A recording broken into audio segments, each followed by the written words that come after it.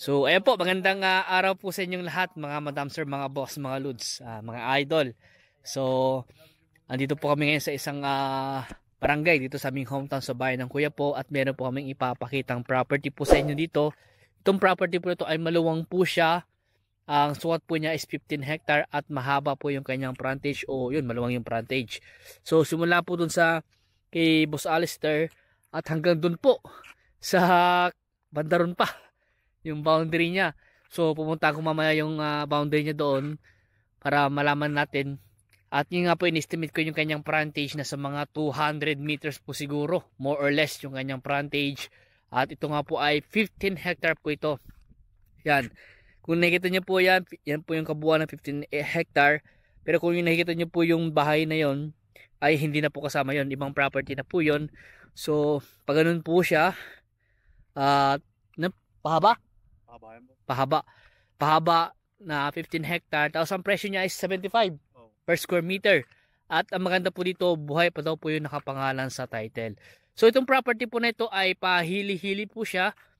Ayan po, may part na mataas, may part na mababa, may overlooking. Ayan, at meron din part na flat.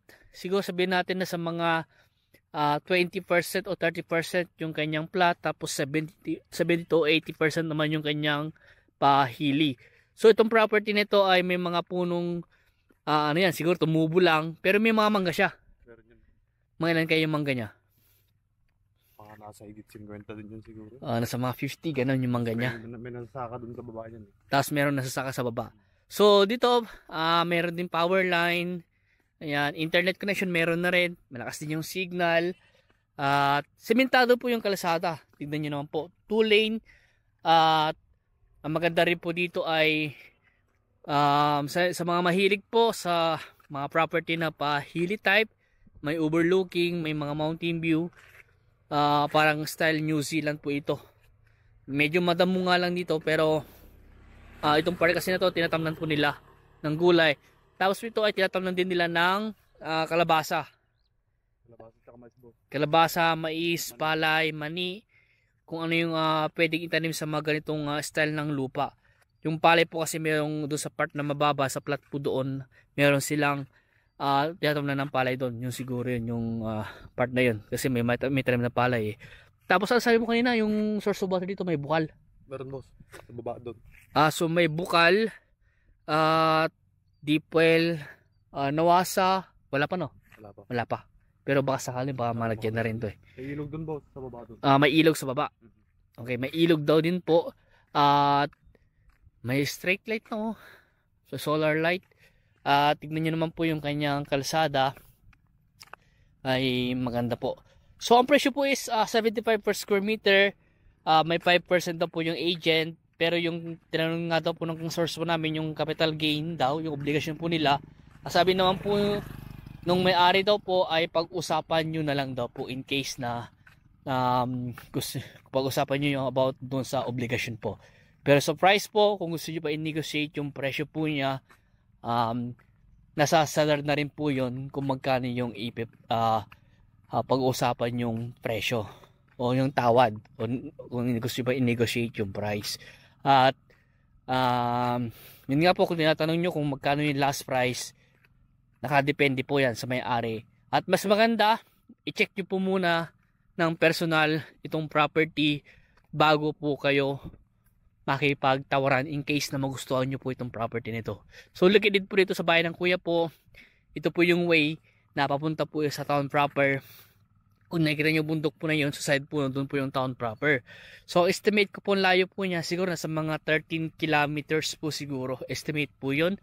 Sa T-Flex, siguro mga around 20 minutes driving. 20-25 minutes driving po.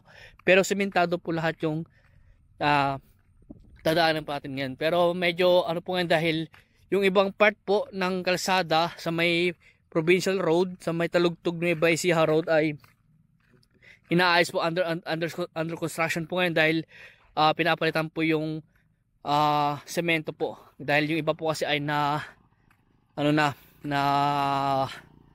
hindi na magandang daanan. So under construction, kaya maganda po na at least na mababaguhin po nila yung semento po ng kalsada. So dito sa part na ito ay medyo masukal po siya.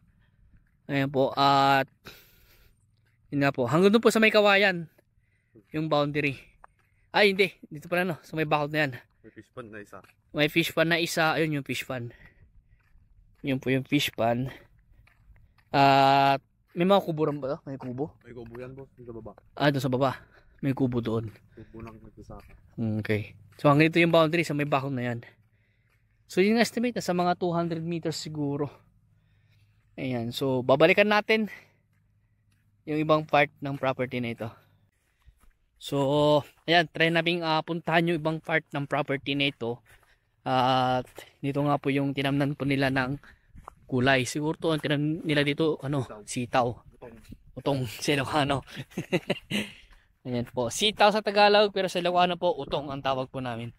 O baka may meron pang ano, bunga. Mayroon ba yan? Baka pwede makahingi. Ayan. So punta natin yung ibang part at dito na lang. Sa ibang part na yan. So ganito lang po yung damo niya. Siguro maganda dito kung may mga kung lalagyan natin ng mga alagang baka, kambing, ay malilinisan po ito. Tsaka itong property na to ay maganda po kasi yung view, maganda yung ambience nga. Tapos sa mahilig po sa nature, baka ito na hinahanap nyo dahil tignan nyo naman po, meron na kayong mountain view dito, Mount Bangkay. Tapos ano, ang ganda ng view. Para ka nasa New Zealand, parang isang tourist spot. Ayun lang po yung kalsada sa may poste, sementado po. At may mga bahay na rin po dyan, hindi po nakakataot din sa area dahil may mga bahay na rin po dyan sa part na yan, may mga kabahayan na dyan. At may mga ano rin po ito, may mga dumadaan, mga sakyan, mga 4 wheels, tricycle, motor. At nagtatanong po kayo kung mayroong pong nice people po dito. Wala po. Dahil kung mayroong pong nice people po dito, wala pong ganyang kalsada. Walang simentadong kalsada, walang power line. Ganyan po. Tapos yun po yung kabahayan po. Kasi yung source po namin si Boss Cedric, ayan, siya po yung naka-direct po sa naka-SPA. Ayan. Naka-direct po siya sa mismong naka-SPA po. Kaya siya naglapit po sa amin. At ano pa? Ayan. So, may maganda rito oh. Maganda magpatayo ng bahay dito. Ito yung pinaka-sentro, no? Pinaka-center. Maganda din to game farm. Oh, magandang game farm. May katabi na siyang game farm dyan sa kali. Yung pwedeng ano, mga manok. Yan. Mga mahilig mag-alaga. Pwedeng rancho. Yan, pwedeng rancho. So ito yung kubo. Ayun po yung kubo nila. Tapos doon pa yung ano, hand tractor nila. Ayan po. Kung talagang mayroon pong loko-loko po dito, eh wala sana yung tractor diyan. Ayan. So, ayun, may tao dun, no. Sino yun? Ah, uncle mo. Ayun yung deep well. So, tingnan natin yung deep well. Ayan, yung deep well. Tapos yun po yung nasasaka po nila sa part na yan.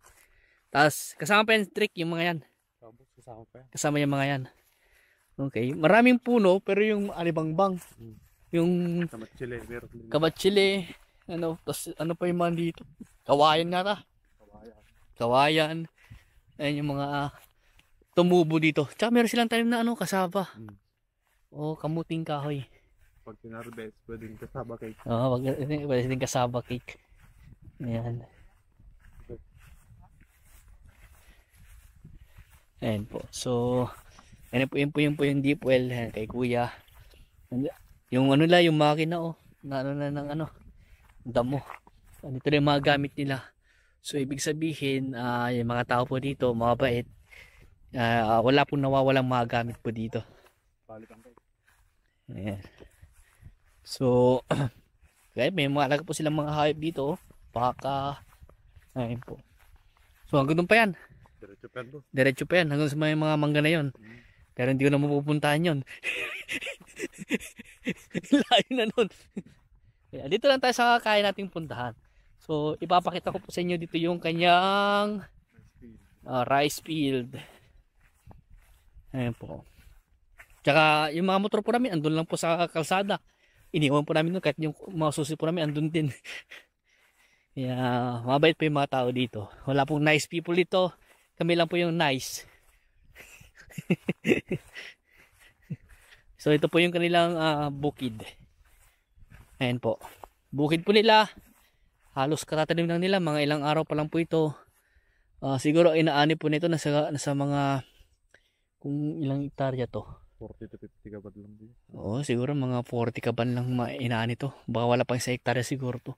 Sabihan natin mga kalahati o higit sa kalahati siguro. So tingnan niyo po kung gaano kaganda yung property nito. Ayan po. Ganyan po kaganda yung property nito. Ulitin ko po, 15 hectare. Presyo po niya 75 pesos per square meter. Wala pang 100. One title po. Buhay yung nakapangalan sa title. No extra judicial. At tax updated daw po. Ayon po sa source po namin, si Boss Cedric. Ayan. So, panoorin nyo din po yung kanyang drone picture. Pasensya na po, wala pa yung drone video dahil hindi pa po namin naipaayos yung aming drone.